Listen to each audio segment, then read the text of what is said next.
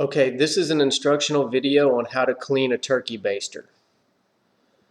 Now, I looked all over the internet and I couldn't find any good videos on how to clean a turkey baster. The main reason is because if you get a bottle brush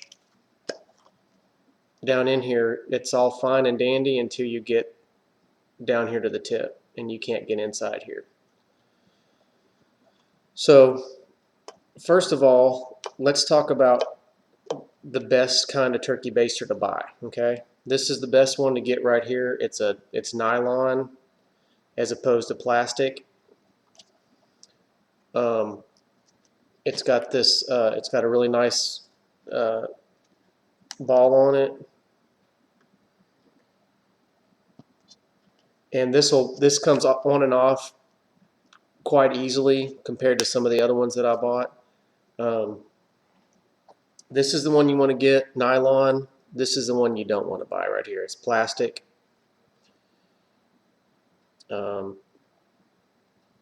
If you expose this to any kind of heat, it's going to crack on you. Ask me how I know. I wasted my money on 2 of them right here. So not only are these more expensive, but they're terrible. They're going to break down on you after you use them once or twice. I got these at a grocery store. Got this at a restaurant supply for like $4. So do you want to spend $4 on something that's great, that's going to last you, that's easy to clean? Or do you want to spend $5 for each one of these for something that's going to break down on you?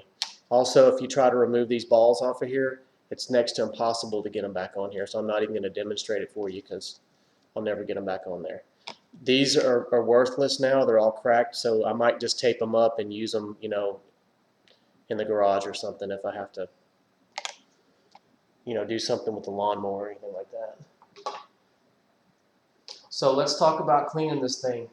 The best thing to do is to get a bottle brush like this. Like I said before, this nylon kind, the ball comes off really easy. You can clean the ball with the bottle brush, goes down in there.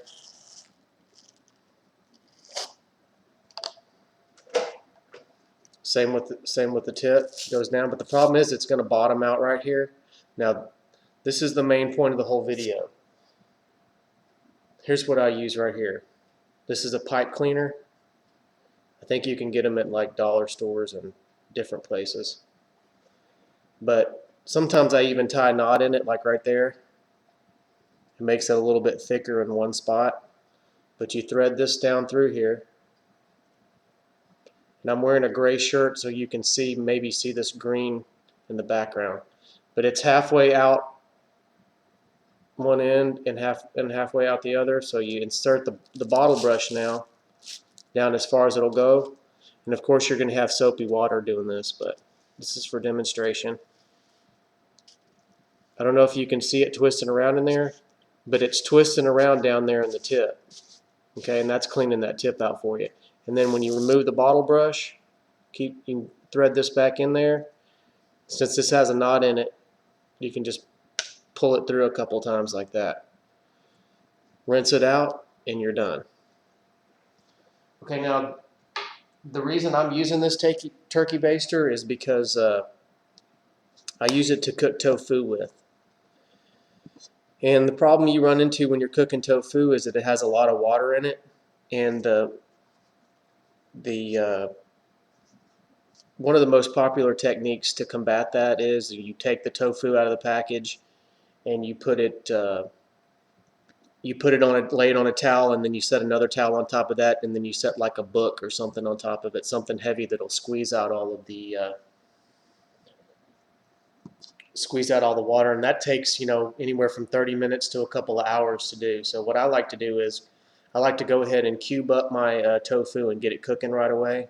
So I cut it up into cubes, and what you're going to need is grapeseed oil. I like to use sesame seeds, and you're going to need like a big iron skillet or a porcelain skillet or one of those clear vision ones, or maybe even a stainless steel one. Anything but but non-stick, those are toxic. Don't ever use them. That's a topic for another video. But so what I do is I start off with just a little bit of oil in there at first, because you're going to end up siphoning a lot of that stuff out of there first, so you don't want to waste it. You just need a little bit at first. It's not going to stick real bad. So use a little bit of oil and cube up your tofu. And I usually start it on medium high, and that's going to cook on medium high for about, say, maybe 30 to 45 minutes, and you're going to want to stir it every 10, 12, 15 minutes right in there when you're first starting. And after about 30 to 45 minutes, most of the water is going to be cooked out of the tofu. So at that point, that's where your turkey baster comes into play.